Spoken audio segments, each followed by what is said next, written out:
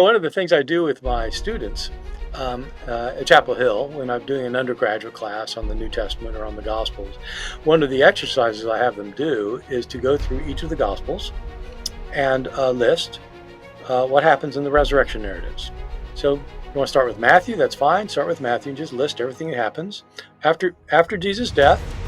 Gets buried by Joseph of Arimathea, and then what happens after that, and then make the same list for Mark, same list for Luke, same list for John.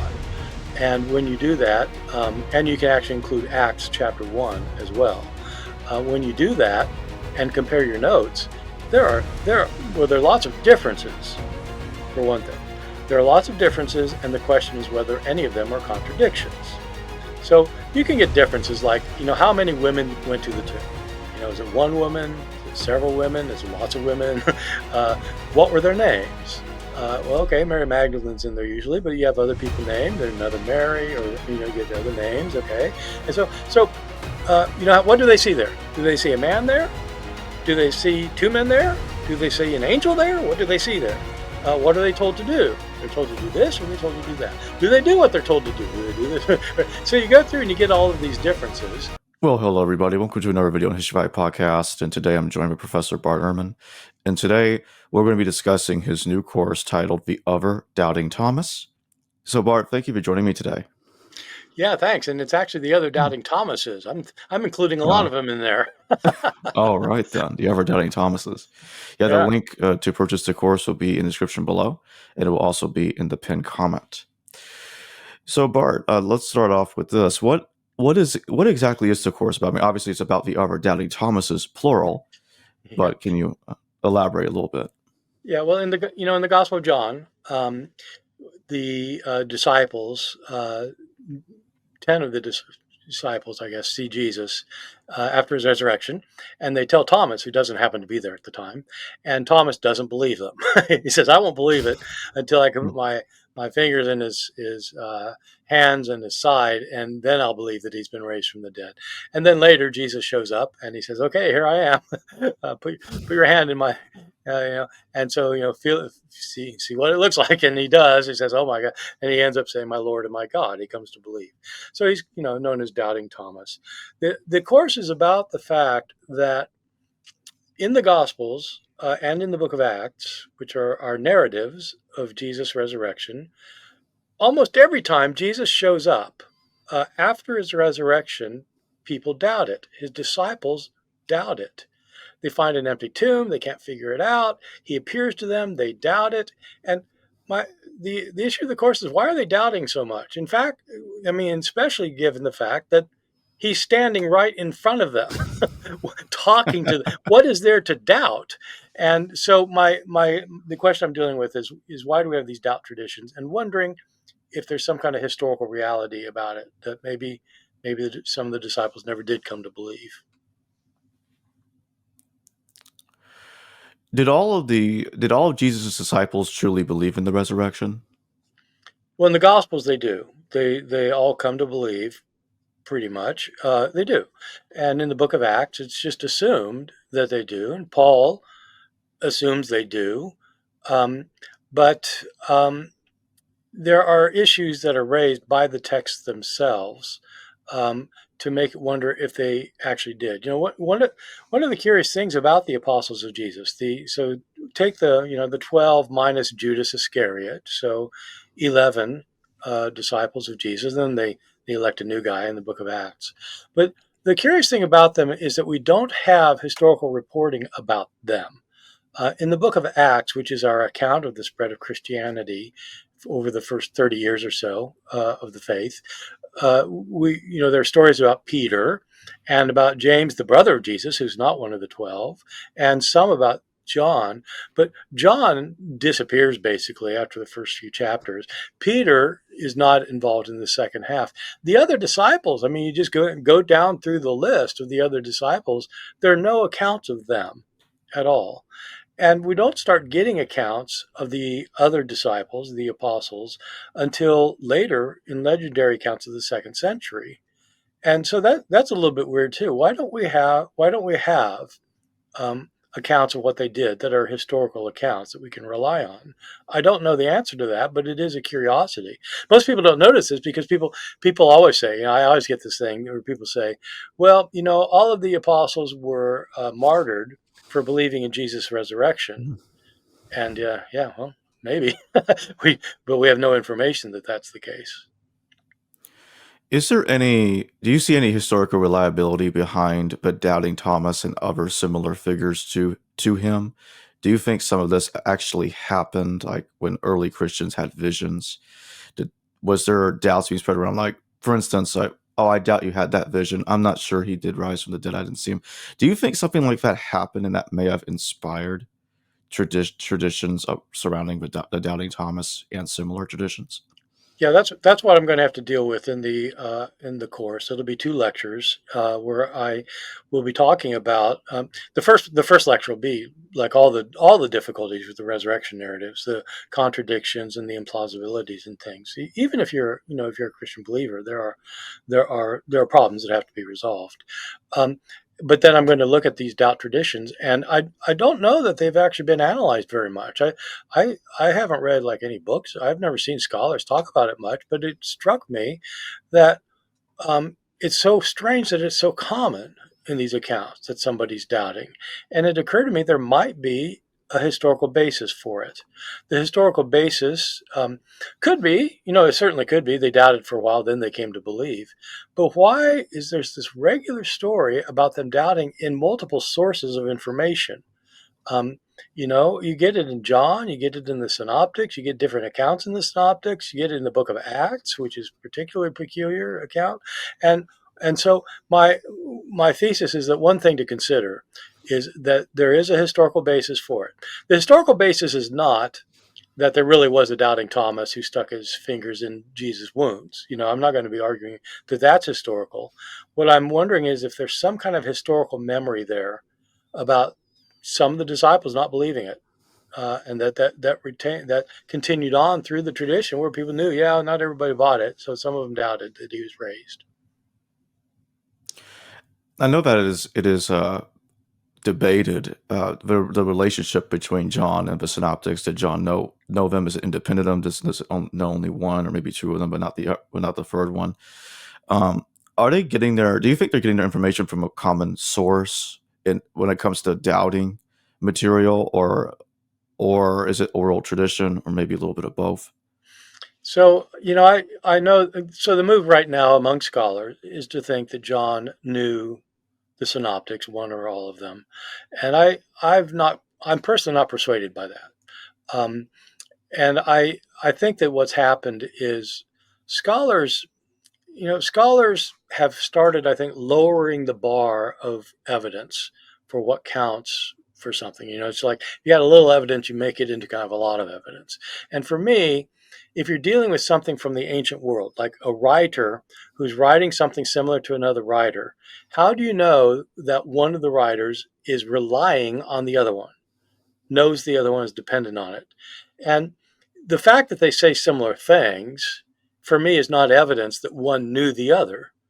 Because these similar things, like in the Passion narratives, you have these similar things about, Jesus was betrayed by Judas Iscariot. He's denied by Peter. He was, you know, appeared in a trial before Pilate. He was crucified. These are all, these are similar things. But the fact that different authors have these similar things don't show that these authors had read the other books, if you see what I mean.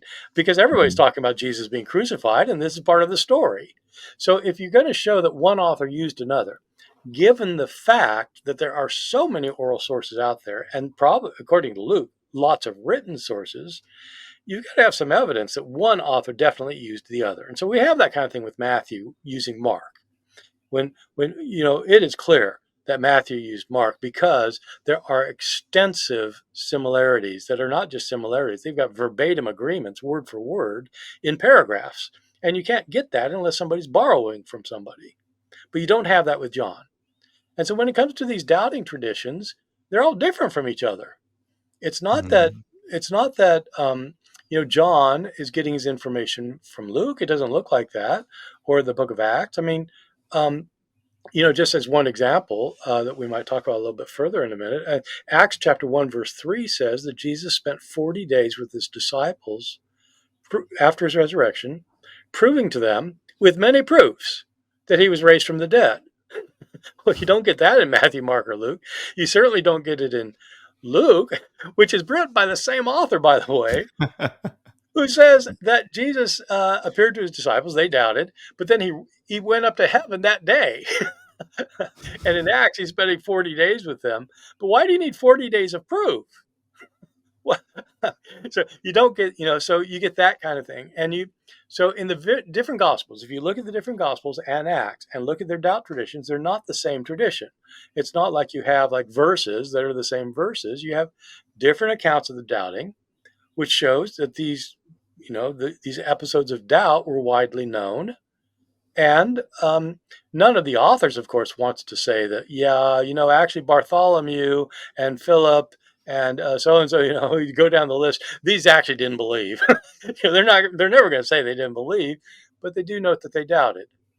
And why do you even have the doubt tradition at all? So, what criteria, what methodology is employed to kind of sort things out with these doubting narratives? Like, okay, which ones of them are reliable, which ones of them are not? How does that work? Well, I'll tell you, I mean, doing that is complicated because if you have people who are, like take the doubting Thomas tradition in the Gospel of John, how do you establish that really happened or not? Well, if it happened, then you have to admit that Jesus really was raised from the dead because the tradition Hmm. presupposes that Jesus was raised from the dead. And if, as a historian, you don't think that you can establish on historical grounds whether the resurrection happened, then you can't say whether the doubting Thomas tradition actually happened because it presupposes something that you don't think you can show historically. So, just to be clear, I think many of your listeners will know this, but I'm not saying that necessarily Jesus was not raised from the dead. I mean, I don't think he was, but I'm saying historically, even if you believe he was raised from the dead, you don't have historical access to acts of God. You don't. And so historians can't talk about what God did. Historians can only talk about what happened in the past, and you can't show that this kind of miracle had happened. So if the Thomas story is based on something that you can't show happened historically, whether you believe it or not, then you can't say that the Thomas story has historical basis. And so that's the problem. Uh, you can probably argue, though, that there was doubt among the disciples about whether Jesus got raised or not. You can show that historically because you can imagine, they certainly believed he got raised, and that doesn't require a miracle. And it appears in all of the stories they doubt. Some of them or all of them doubt that he got raised, so you can show they doubted. And so then the question is, well, um, where's the doubt tradition come from then? Do the resurrection accounts contradict each other? Oh yeah. Oh, do they? One of the things I do with my students at Chapel Hill when I'm doing an undergraduate class on the New Testament or on the Gospels, one of the exercises I have them do is to go through each of the Gospels and list what happens in the resurrection narratives. So you want to start with Matthew? That's fine. Start with Matthew and just list everything that happens after Jesus' death. Gets buried by Joseph of Arimathea, and then what happens after that, and then make the same list for Mark, same list for Luke, same list for John. And when you do that, and you can actually include Acts chapter 1 as well. When you do that and compare your notes, there are lots of differences for one thing. There are lots of differences, and the question is whether any of them are contradictions. So you can get differences like, how many women went to the tomb? Is it one woman? Is it several women? Is it lots of women? uh, what were their names? Well, okay, Mary Magdalene's in there usually, but you have other people named. There's another Mary, or you get the other names. Okay, and what do they see there? Do they see a man there? Do they see two men there? Do they see an angel there? What do they see there? What are they told to do? They're told to do this, or are they told to do that? Do they do what they're told to do? Do they do this? So you go through and you get all of these differences, and some of them people have a relatively easy time reconciling. For example, if you say, how many What did they see? What did they see at the empty tomb? Did they see a man, two men, or two angels? I mean, two. So it's one man, two men in Luke, one man in Mark, two men in Luke, and an angel in Matthew. So the way you reconcile that is you say, well, what it was is they saw two angels. Um, Matthew reports that they saw, just as he said, they saw one of them. So he doesn't deny that he saw two. He just mentions one of the two. And Luke mentions the two, but he calls them men because they were in human shape. And Mark calls him one and calls him a human because he's in human shape and he's only mentioning one and not two of them.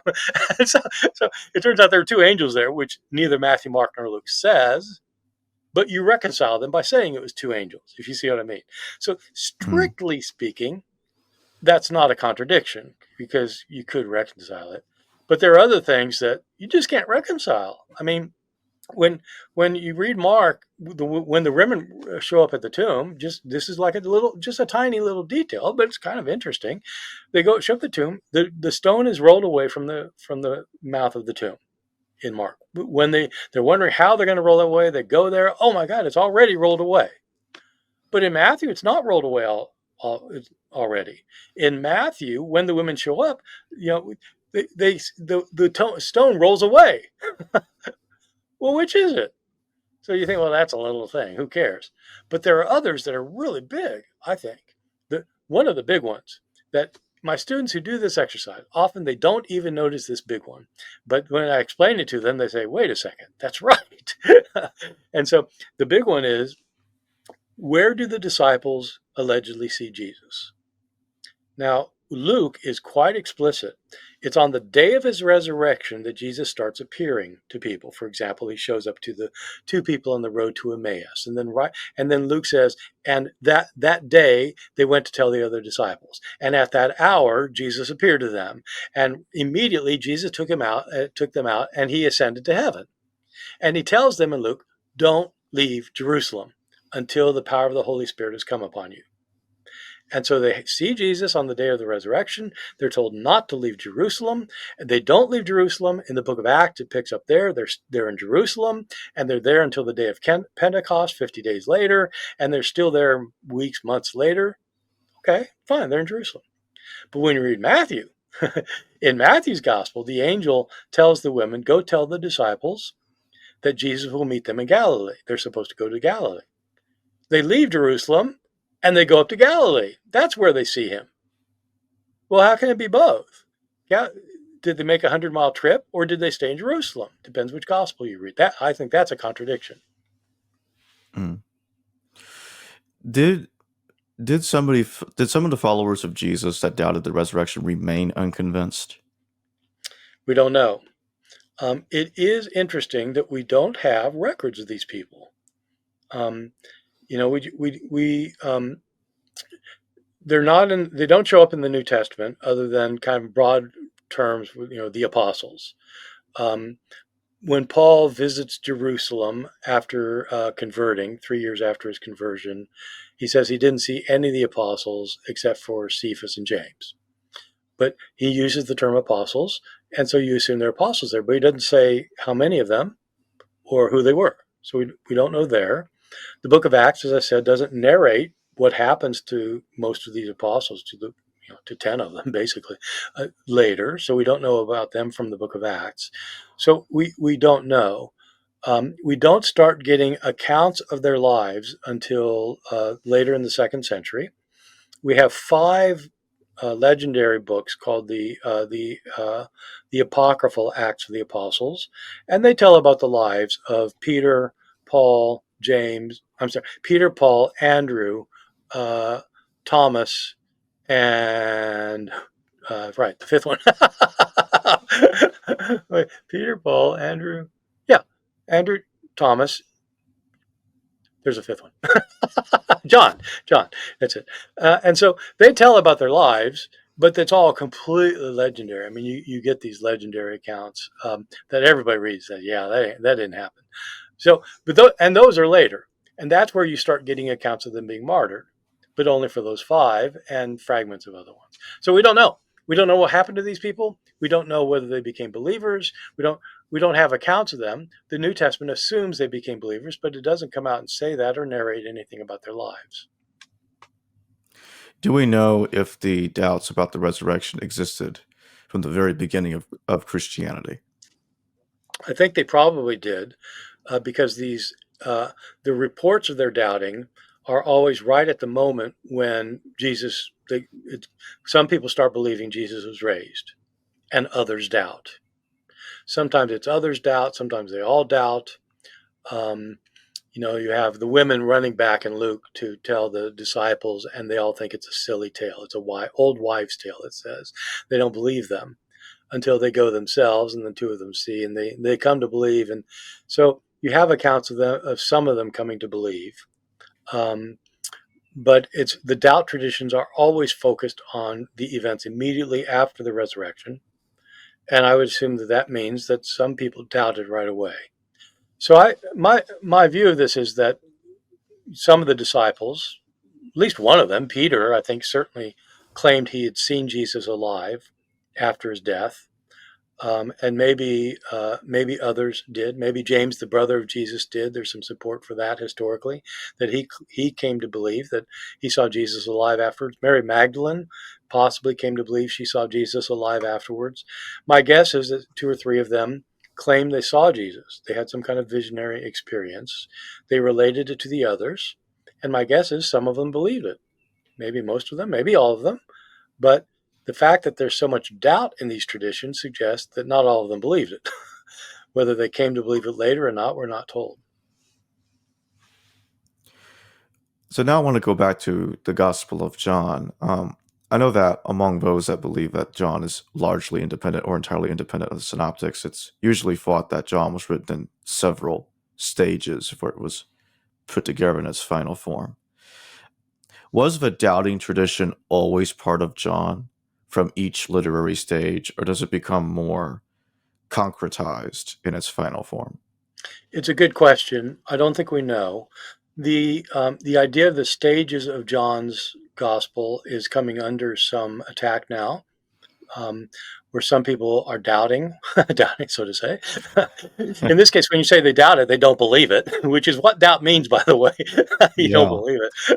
Um, so, so who think that in fact most of John was and written like in one time, but even people like that, like my colleague Hugo Mendez, who has been doing this semester long course on the New Testament on my for the Bart.com thing. It's a full semester course. He's a John expert, and he's dealing with this in his course, where he thinks that the author of John wrote the first 20 chapters, but that chapter 21 was added on later. And I think most people think that most critical scholars think that chapter 21 was a later add-on. But that group of scholars now is disputing whether the rest of the gospel appeared in stages or whether it's sort of one big composition. So I don't have the definitive answer to that. Most everybody though does tend to think that chapter 20 was part of the original gospel that got put into circulation originally, and chapter 20 is where we get the doubting tradition. Um, it's where we get the major doubting tradition with the doubting Thomas. So, what do you make of the doubting Thomas himself? Was he really the twin brother of Jesus? Uh, is there any reliable information we know about Thomas other than he's just simply called Thomas? Yeah, he's simply called Thomas. So in the New Testament, he's definitely not Jesus' twin brother. The name Thomas does mean twin in Aramaic.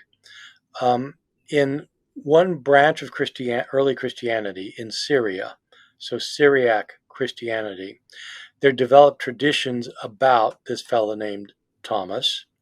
Um, and the tradition was that he actually was a twin of Jesus.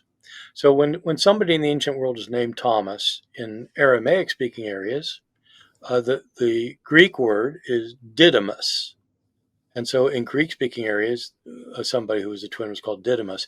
And what I suspect happened is that a woman was giving birth and they had picked out a name, this person would be named Joseph. And the kid's born, and then they realize, wait a second, another one's coming. They haven't picked a second name, and so the kid comes out and they call him Thomas, or they call him this is the twin. And so that's how the name probably was bestowed, I assume. But in Syriac tradition, there developed this idea that it was Jesus' own twin brother. And so in the New Testament, in the Gospel of Mark, chapter 6, we have reference to 4 of Jesus' brothers, one of whom is named Jude. So you get Joseph and Jude and James and Simon, Jude or Judas, and same name. Jude and Judas is the same name. So the tradition in Syriac Christianity is that this twin was actually Jesus' twin, and it was Jude. And that's why in Syriac tradition you have Judas Didymus Thomas. That's a reference to Jude, the twin brother of Jesus, and he becomes the author of several books, written by different authors claiming to be him, but the Gospel of Thomas is the most famous one. The sayings of Jesus in the Gospel of Thomas, allegedly written by his twin brother Thomas. So do you think that separating the twin aspect out of it, was Thomas really Jesus' brother at all?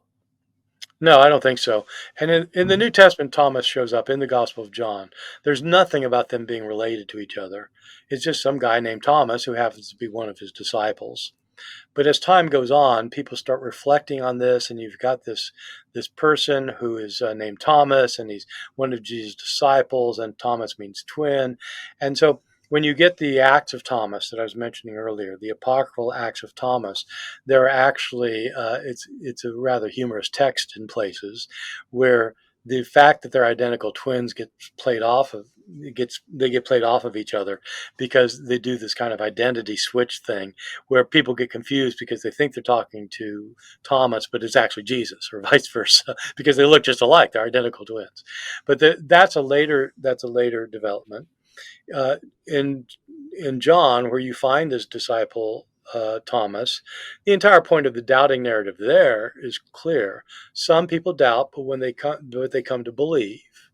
Thomas doubts that Jesus was raised from the dead, won't believe it until he can put his finger in his wounds, and he does, and then he believes, and at the end, and what he says then, he falls to his knees and says, "My Lord and my God." So he realizes that Jesus really was raised from the dead. And so that tradition was so important that they wanted to expand on this Thomas figure, and that's where you get the legendary tales. And for my final question, did the majority of Jesus' disciples truly believe in the resurrection? Well, again, I don't know. I mean, the New Testament says they did. The New Testament authors assume they did. I think that we don't know. I do think it's a little bit hard to explain why in all of these passages you have this emphasis on people not believing it, the disciples not believing it until X, Y, or Z happens. And sometimes when X, Y, or Z happens, it does not say they came to believe then. It does in the case of Thomas, but in other places it says they doubt. Then Jesus shows up and it never says, yeah, then they came to believe. So why do you have traditions like that? It seems like you'd have traditions where they would all come to believe. So I don't know the answer to it. I mean, I'm sure some of them certainly came to believe. That's why we have Christianity started. But I simply don't know how many of them did and how many didn't, or if I don't know if any of them ended up not believing, but I think it's a possibility. And I want to remind everybody that the other Doubting Thomases will be linked in the description below and in the pinned comment. So you can click on that link and it'll take you to the page where you can purchase the course. With that being said, thank you for joining me today, Bart Ehrman. Okay, thanks for having me. Hello viewers, thanks for watching this video from the History Valley YouTube channel. Please don't forget to subscribe and hit the notification bell. And if any of you wish to further support this channel, please consider checking out this channel's Patreon page and becoming a patron. And or donate through PayPal or through Super Chat during your live stream. Thank you.